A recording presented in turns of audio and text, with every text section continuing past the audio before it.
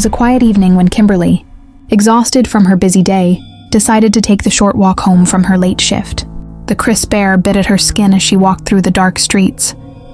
The city was unusually quiet. No honking cars, no distant chatter, just the soft shuffle of her shoes against the wet pavement. She passed the familiar alleyway where she always cut through to save time. It was narrow, the walls of the buildings pressing in on either side like two dark, looming giants. Tonight, something felt off, but Kimberly brushed it aside. Maybe it was the exhaustion, the way her senses were dulled from the long hours. She had been listening to some ASMR earlier, hoping it would help her unwind. But now, the memory of those soft, soothing sounds only made the silence feel more sinister. As she stepped into the alley, the hairs on the back of her neck stood up. Her footsteps echoed strangely in the silence, bouncing off the walls in an unnatural way. She tried to shake the feeling.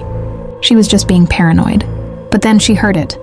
A soft scuffling sound behind her. At first, she thought it was just a stray cat or a rat. But the sound grew louder, closer, almost deliberate. Kimberly's heart started to race.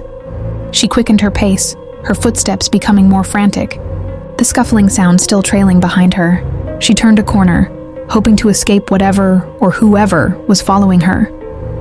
But as she did, she saw a figure ahead of her.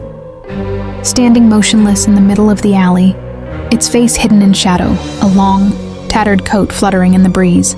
For a moment, Kimberly froze, caught between fear and confusion. She couldn't make out any details of the figure. No eyes, no features, just a dark silhouette. It reminded her of something from Poppy Playtime Chapter 4, that same eerie stillness before chaos unfolds. "Hey!"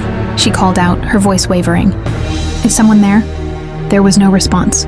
She took a cautious step forward, but the figure remained unmoving. Her mind raced, trying to piece together the situation. What was going on? Why didn't the person respond? Suddenly she heard another sound, a low guttural breathing. It came from behind her. Kimberly spun around, but there was nothing there.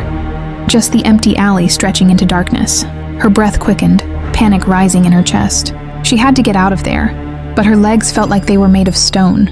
Every instinct screamed at her to run, but her body refused to obey. The figure ahead of her stirred. Slowly, it began to move toward her, its steps deliberate and steady. Kimberly took a step back, then another, but the figure was gaining on her. It was closer now, and she could almost feel its presence, the weight of it pressing in on her, suffocating her. Who are you?" she whispered, her voice barely audible. The figure didn't respond. It only moved closer, its feet dragging against the wet pavement. And then, just as quickly as it had started, the sound stopped. The figure was gone. The alley was silent once more. Kimberly blinked in confusion. Had it been a dream? A hallucination? She looked around, trying to make sense of what had just happened.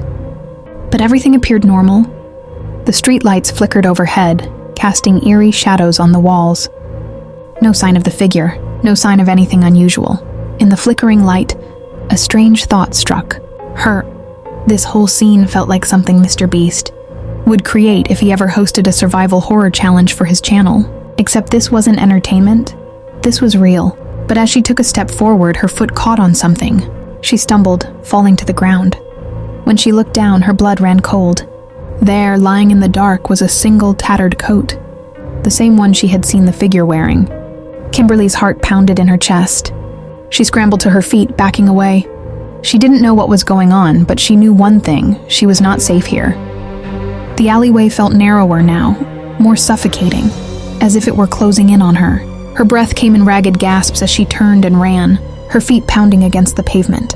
She didn't stop until she was out of the alley and into the safety of the streetlights. But even as she slowed to catch her breath, she couldn't shake the feeling. That figure was still out there, watching her. Every time she closed her eyes, she could see the darkness where its face should have been, and she could hear its breathing, low and raspy, coming from somewhere just behind her.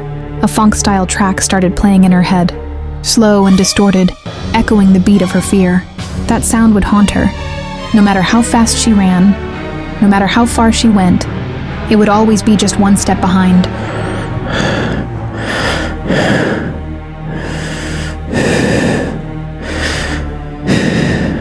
The nightmare had only just begun.